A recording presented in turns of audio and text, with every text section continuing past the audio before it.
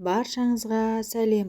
Бүгін 2 сынып қазақ тілі 51 сабақ. Егер видео ұнаса, соңына дейін қарап, лайк басып, комментарий жазып, және де арнаға тіркелуді ұмытпаймыз.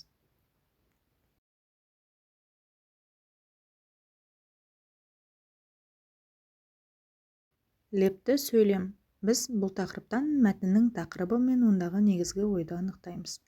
Және де лепті сөйлемдер құрап жаза алатын боламыз. Бірінші жаттығу. Өлеңді тиісті дауыс ырғағымен оқы. Тыныс белгілерінен назар аудар. Менің елім алып ел, бар ғой онда бәрі дер. Өзен де бар, көл де бар, теңіз де бар, шөл де бар.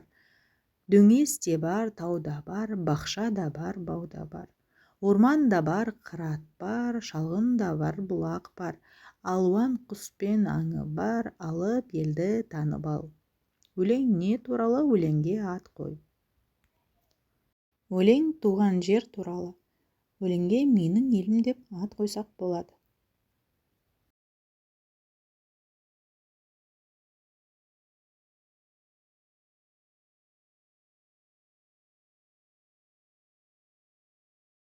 Келесі екінші жаттығу. Табиғатқа не жатады? Суретті толықтырып айтып көр.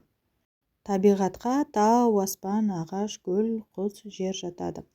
Тапқан сөздеріңмен төмендегі үлгі бойынша сөйлемдер құрап жаз. Үлгі: қандай әдемі гүл, қандай биік тау, қандай көркем аспан, қандай әдемі ағаш, қандай әдемі гүл, қандай кішкентай құс, қандай кең байтақ жер.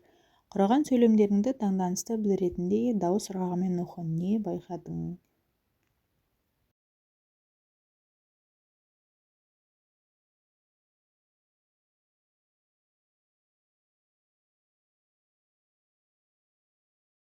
Келесі бізге берілген ережеге тоқтала кетсек. Адамның көңіл күйін, сезімін білдіретін сөйлемді лепті сөйлем деп атайды. Олар көтеріңкі дауыспен айтылады. Лепті сөйлемнің соң леп белгісі қойылады. Осы ережені мұқият оқып, жаттап аламыз.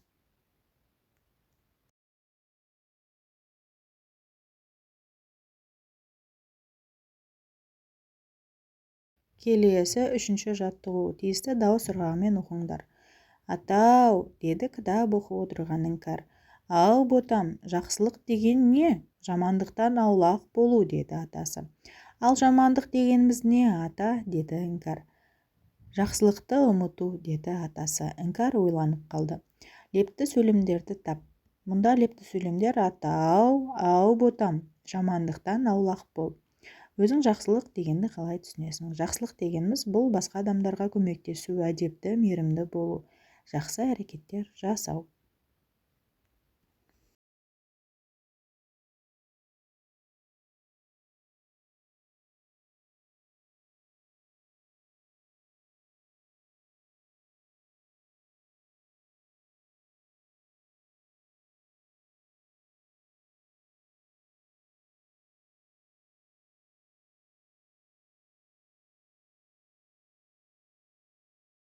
Келесі төртінші жаттығу. Сөйлемдердің соңына тиісті тыныс белгілерін қойып жаз.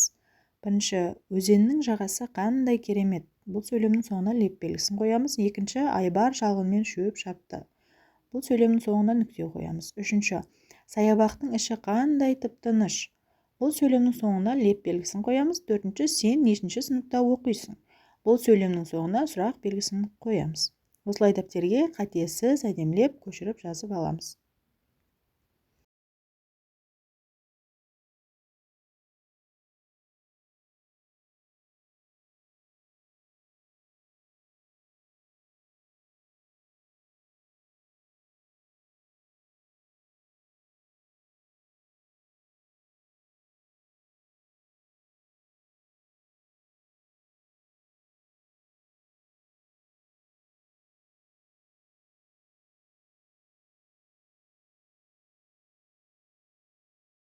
Келесі бесінші жаттығу.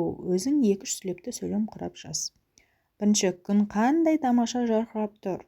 Екінші: мына гүлдер қандай әдемі екен.